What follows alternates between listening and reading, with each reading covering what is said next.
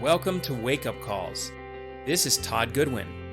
My wife Gina and I are board-certified hypnotists with years of experience empowering people to enjoy healthier and more fulfilling lives. There's a myth that hypnotists put people to sleep, but the truth is that we wake them up.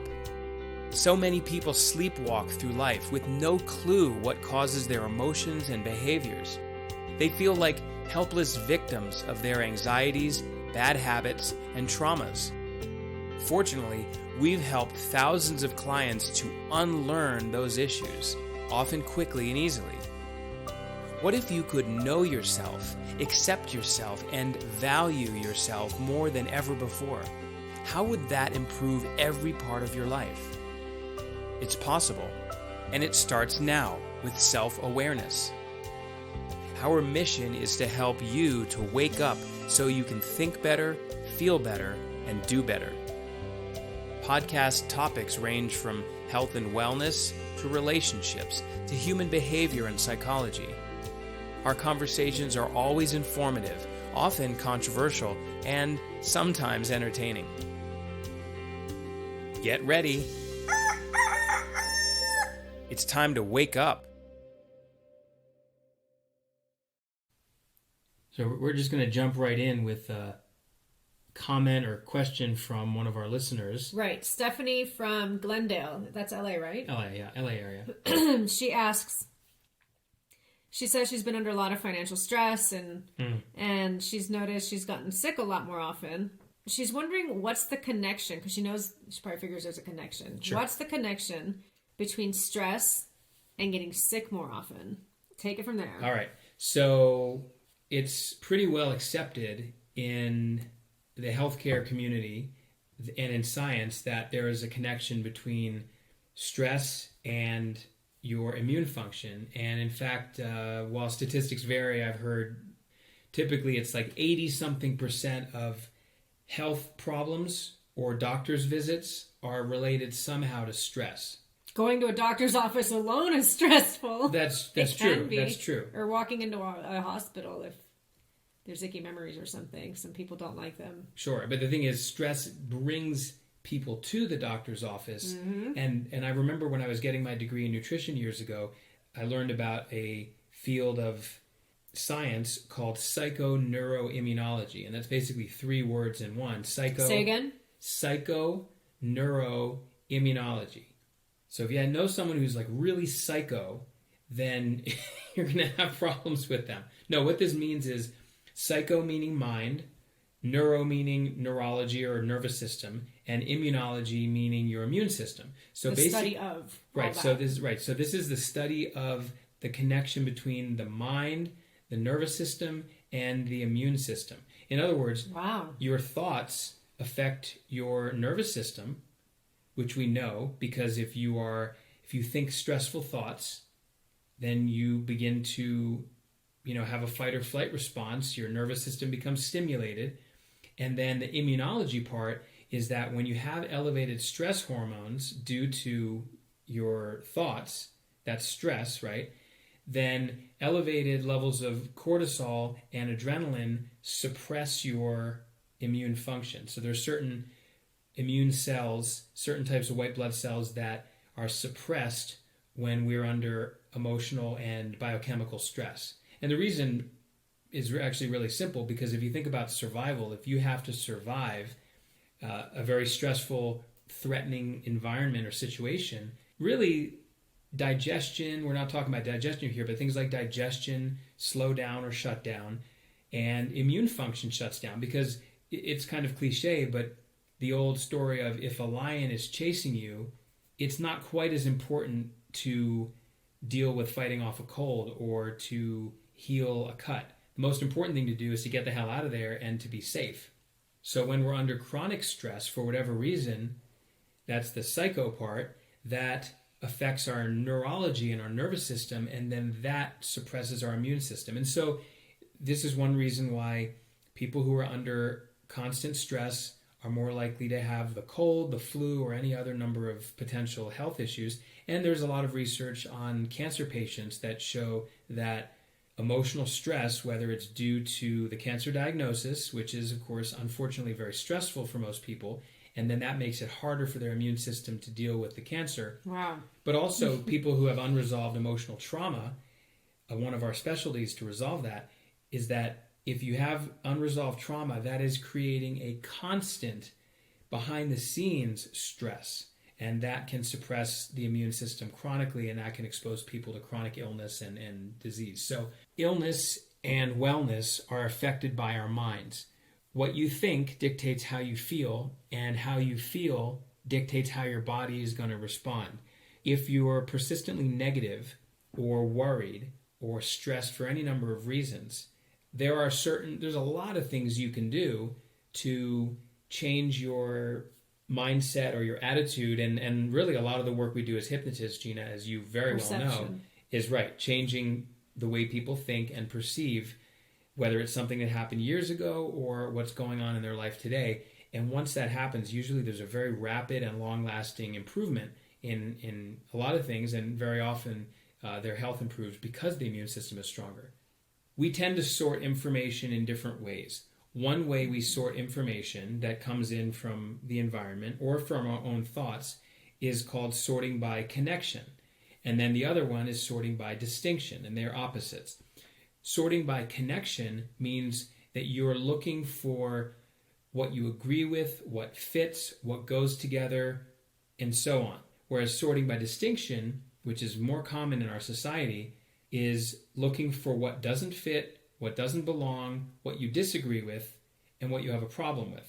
Now, if you watch the news, which I really hope you stop doing now, because watching the news is one of the most stressful things you can do. I'm not going to get into my rant on why I think the news and media is, propaganda and designed to stress you out. Brainwashing people. Absolutely, no question. Absolutely no question about that. And they offer you antidepressants in their commercials. And alcohol and fast food and all that stuff, for sure. Yeah, so it's a bad idea to watch the news.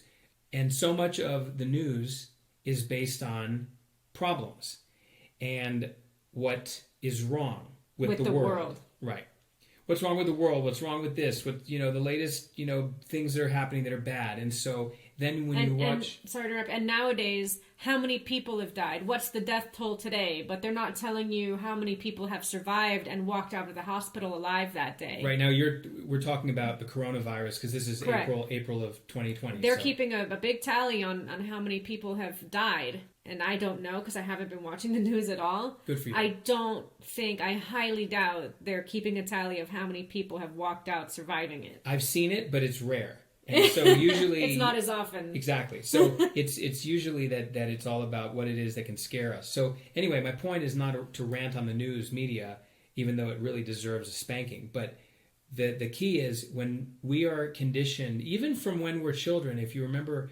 I don't remember what the TV show was. Maybe it was Sesame Street, but it showed a bunch of fruits, and it had one vegetable, and it said which one doesn't belong. Mm-hmm. So what's wrong with this picture? What's wrong with this picture? Right? Where's Waldo? I have to find who sticks out.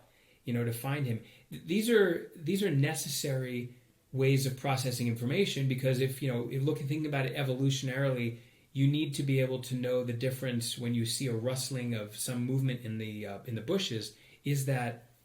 Is that potentially a meal that I can, throw my spear at and eat it, or is that a lion that's going to kill me? We need to be able to discern that, and so this discernment is very helpful as long as we know how to turn it off. The problem with sorting by distinction is that while it may be useful if you're a lawyer who deals with contracts, and it might be useful if you are a scientist who has to find, differences in different molecules or cells, the reality is, in your personal life, sorting by distinction is usually disaster.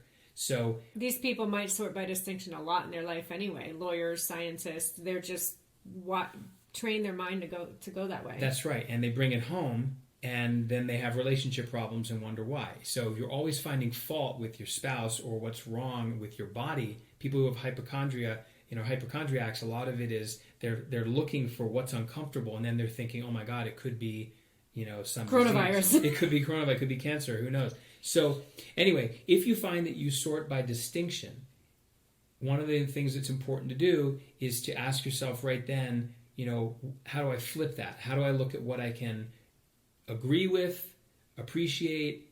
And you'll notice if you can practice building this muscle, your relationships will improve because suddenly you're not entering into conflict and putting people on the defensive constantly. And in your own mind, you will find you're less stressed in general because you're looking for the other side. This is not positive thinking. This is just trying to be balanced. Exactly, because those positive sides are real. They do exist. They're right in front of you. You're just acknowledging it. And you're seeing it in a more balanced way. A lot of my clients, I like to mention this example. Imagine you're walking into a restaurant and you have that one person in the group who tends to sort by distinction a lot, meaning they find fault with almost everything. They find something to complain about, or there's something wrong about everything. 1, it might have been hard to find parking. 2, now we have to walk far to get to the restaurant. 3, at the end of the meal, you have to walk far to get back to the car. 4, because there's a lot of people at the restaurant's really loud. 5, because there's a lot of people, service is a little slower. 6, it's dimly lit. Okay, well, you could look at it this way too. You could say, this is a really popular restaurant. The food must be excellent. The food's taking a little longer to get here. Well, let's just engage in conversation and, not just, where's my food? Mm-hmm. And perhaps it's loud in there because people are really having a really good time. Maybe there's a bunch of people there celebrating something, and that's the spot they decided to go to. So feel honored that you're eating there tonight because seemingly it's a really popular spot, presuming you've never been there before. Sure. And so I like to give that restaurant example. You could find everything wrong with it or find a lot of things right about it. Yeah, what's something you can compliment? It's like if someone walks into the room and they're wearing a certain outfit and they say, how does this look? Maybe 9 out of 10 things look good, but the shoes don't match. If all you see is that the shoes don't match, then it's going to be a very different experience than if you are able to point out the things you do like first. Mm-hmm. So why don't you share your attitude shifting little tool or technique? A good way to integrate this, just keeping that in mind, when you're sorting by distinction or sorting by connection, just remember when you're doing which one. And just be very aware of your thoughts and the things that you're saying to yourself and saying out loud. So I would tell you to list one thing that you're grateful for or something you appreciate that's improving in your life. And then every day, just add one more thing to that list. Not 2, but you can if you want to. 1. And each day you're going to see that list. And a week later, there's going to be at least 7 things on that list that you'll be reminded of. All those 7 things that are improving in your life.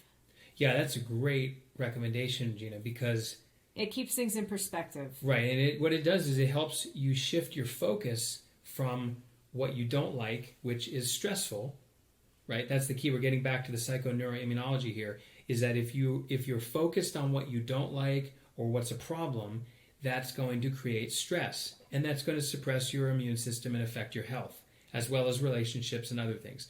When you shift to what you agree with or what you can appreciate, which is a lot of sorting by connection, then your focus has shifted, you begin to feel better, your attitude is improved, your thoughts are more harmonious, and then that leads to a calming of the nervous system and the strengthening of the immune system. Boom. Boom. We done? That's it. All right. Stay tuned. Be well. We hope you enjoyed this episode. Please share it with others who might benefit too. Follow our podcast at www.goodwinwakeupcalls.com to be notified as new episodes are released. If you have questions or topics you'd like us to address, email wakeupcalls@goodwinhypnosis.com and visit goodwinhypnosis.com if you'd like our help to overcome a personal challenge. We'll talk to you soon.